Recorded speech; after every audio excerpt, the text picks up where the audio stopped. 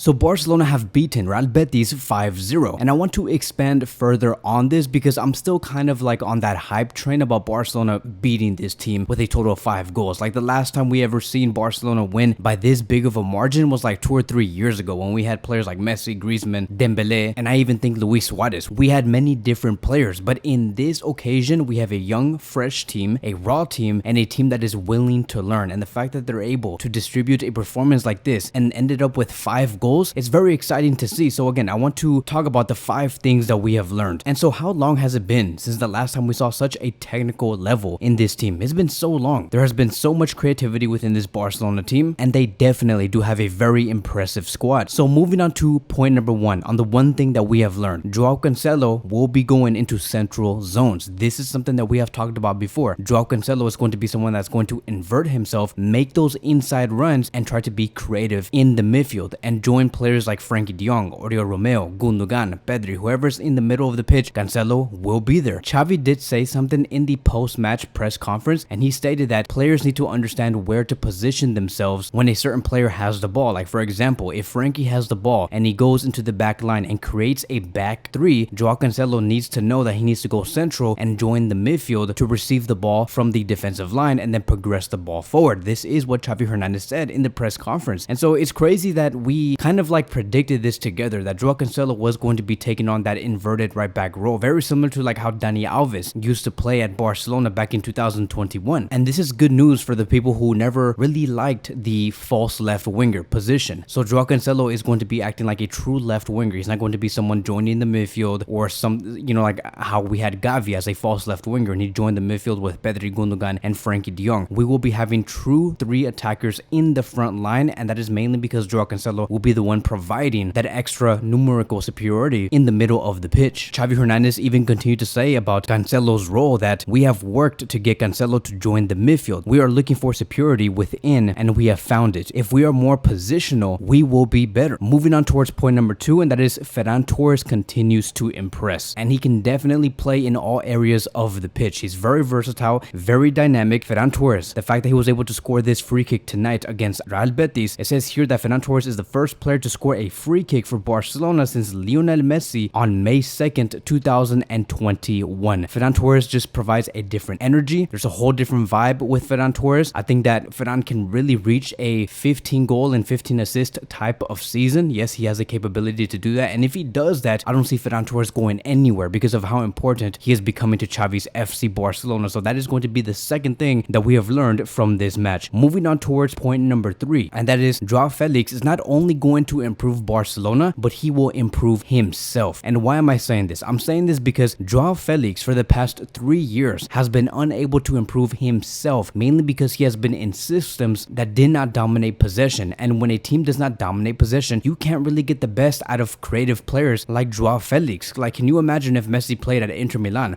or if Messi played at Atletico Madrid? He would see very little of the ball and he would be very ineffective. And so the same thing has been going on with Joao Felix. He has been at Atletico Madrid, he has been at Chelsea. Those two teams do not really care about position and all they care about is defending, and Joao Felix never really had a fun time with the ball because there's barely been any supporting players around him to go on and attack. And so it must have been very frustrating for Joao Felix. And so now knowing that he is at Barcelona where there is a system where you aim to have 50% or more of the possession, Joao Felix is definitely going to have a lot of fun doing that. To have the ball, play with the ball, be creative, do those 1-2s, get close to Lewandowski and score goals. This is why we see Joao Felix at a much different light compared to the previous 14 to 18 months. He has also been named as the MVP against Real Betis, and he said this after the match was over. I'm very happy to play as a starter again. The feelings have been very good because it is very easy to play in this team, and that is key, right? He said because it is very easy to play in this team. It's because Joao Felix understands that with him going to this club, Football Club Barcelona, he'll have a much easier time understanding what he needs to do because Barcelona supports what Joao Felix could do, and that is to be a creative player. Then he continues to say, I am working to reach my best level. The team is very good. It is easy to play with the team. I am one more to help. The change has been very good for me, my family, and my friends. I am very happy. And then he continues to say, I tried to stay close to Lewandowski so he wouldn't be isolated in the attack. The striker can't be left alone like that. He talked to me at the start of the match, and this is exactly what we talked about. Did we not talk about this like 4 to 5 days days ago on how like Lewandowski